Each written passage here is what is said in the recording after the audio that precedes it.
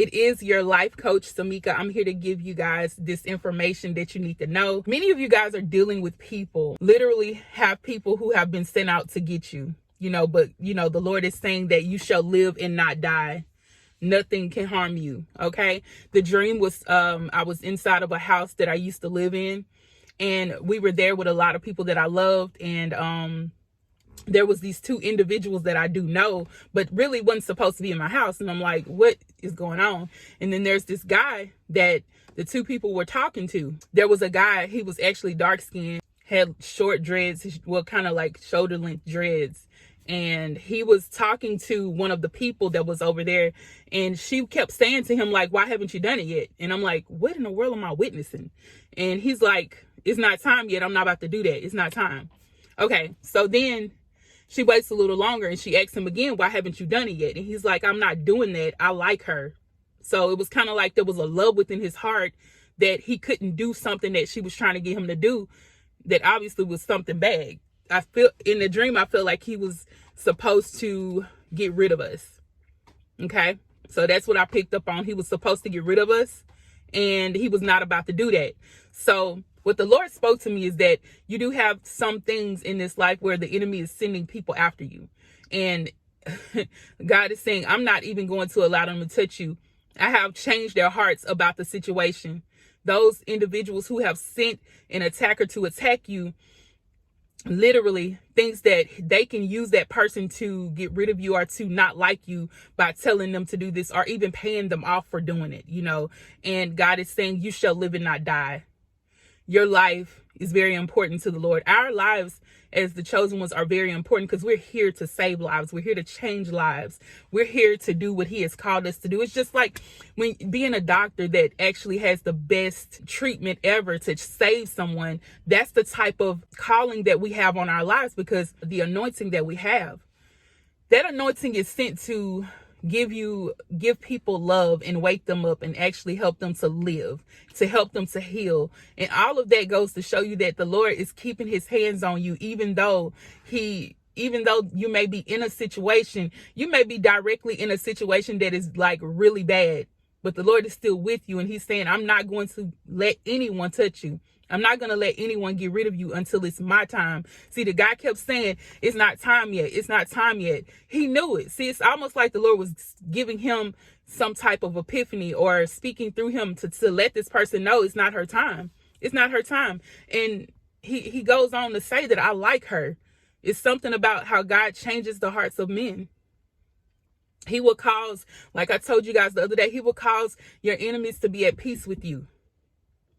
And the guy wasn't even my enemy. It was the person that was trying to get him to do it, trying to force him to do it. See, I'm telling y'all, some people want other people to dislike you, but it's not even meant for them not to like you. And sometimes God changes people's hearts to make them know that, look, this is my child. I love them. This is who I love. This is the person I know I'm going to allow them to live and be blessed and live this life to live out their purpose. So no matter what people do and say against you, there's nothing that they can do to try to harm you. Even when they send people to physically hurt you, the Lord will stop it at that moment. I was in the same room with them, in the same room, but the Lord stopped it.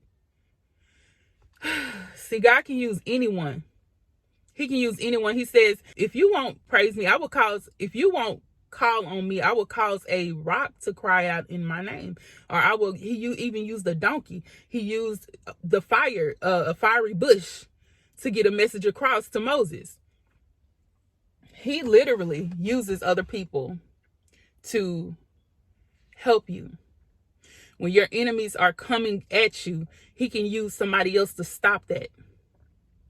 And that is so amazing to me. It amazes me that we can be in a flight of trouble. We can be in the room of trouble where there's so much chaos and confusion going on, where God actually uses his anointing to help you.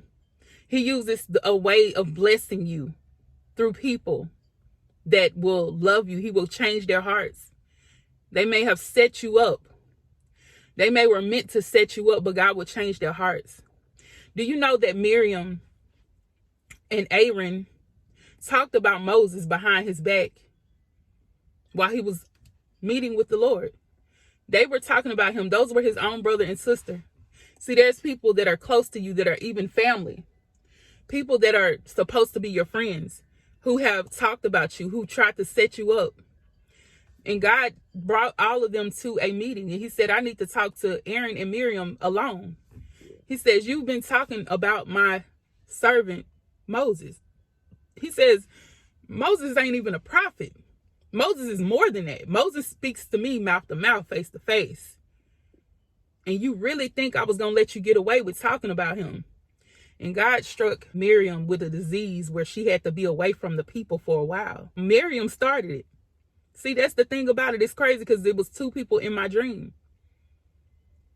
The middleman was God. The middleman was like, I'm not doing this.